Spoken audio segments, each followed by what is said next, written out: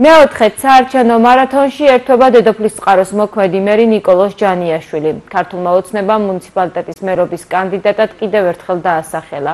მმართველი გუნდის მიერ გამოცხადებული ნდობა მისთვის კიდევ უფრო დიდი პასუხისმგებლობაა. მას მასშტაბური გეგმები აქვს, სურს რომ განახორციელოს კიდევ არაერთი მნიშვნელოვანი პროექტი, რომელიც მოსახლეობას სიკეთეს მოუტანს. მისი შეფასებით, დედოფლის წყაროს მუნიციპალიტეტში პრობლემები ეტაპობრივად გადაიჭრა. 4 ოქტომბრის შემდეგ ერთ-ერთი მთავარი მიმართულება და საკითხი, რომელიც ჩვენთვის პრიორიტეტული იქნება, იმიტომ რომ ეს დედოფლის წყაროელებისთვის არის პრიორიტეტული, ეს არის სასმელი წყლის პრობლემის აბოლომდე აღმოფხვრა. ჩვენ გიგანტური ნაბიჯები გადავდგით ამ პრობლემის აღმოსაფხრელად. შარშან ფაქტიურად მდინარე ივრიდან წყლის დებეტის ამოტანა მოხდა, რამაც უზრუნველყო დედოფლის წყაროს 24 საათიანი წყლით მომარაგება და მისი მიმდებარე სოფლების.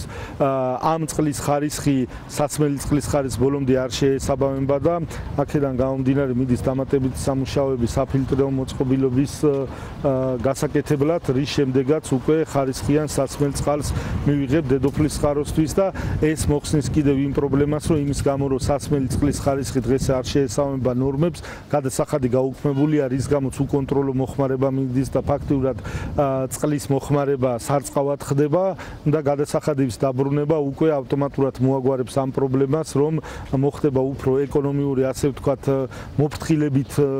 მოფრთხილებით მოიხმარს ჩვენი მოსახლეობა, რაც უზრუნველყოფს იმას, რომ ის ჩვენი დანაპირები, რაც არის 24 საათიანი ხარისხიანი სასმელი წყალი, აუცილებლად განხორციელდება და ამაში ძალიან დიდი იმედი გვაქვს ცენტრალური ხელისუფლების, გაერთიანებული წყალმომარაგების კომპანიის გვერდში დგომის და ერთობლივად ჩვენ გადავჭრით ამ პრობლემას და ზოგადად ჩვენ უკვე განვითარების სხვა ეტაპზე გადავდივართ, გვინდა რაც შეიძლება მეტი მწვანე სივრცეები შევქმნათ, რაც შეიძლება მეტი ხელშეწყობა იყოს ცხოვრების ჯანსაღი წესის პოპულარიზაციის და ისეთი პროექტები და პროგრამები განვახორციელოთ ცენტრალურ ხელისუფლებასთან ერთად, რომელიც შეუწყობს ტურიზმის განვითარებას, ხელშეუწყობს სოფლის მეურნეობის ახალი დარგების განვითარებას და ზოგადად ხელშეუწყობს მეტი ეკონომიკური დოვლათის მობილიზებას ჩვენს მუნიციპალიტეტში და ჩვენი მოსახლეობისთვის და ჩვენი ფერმერების.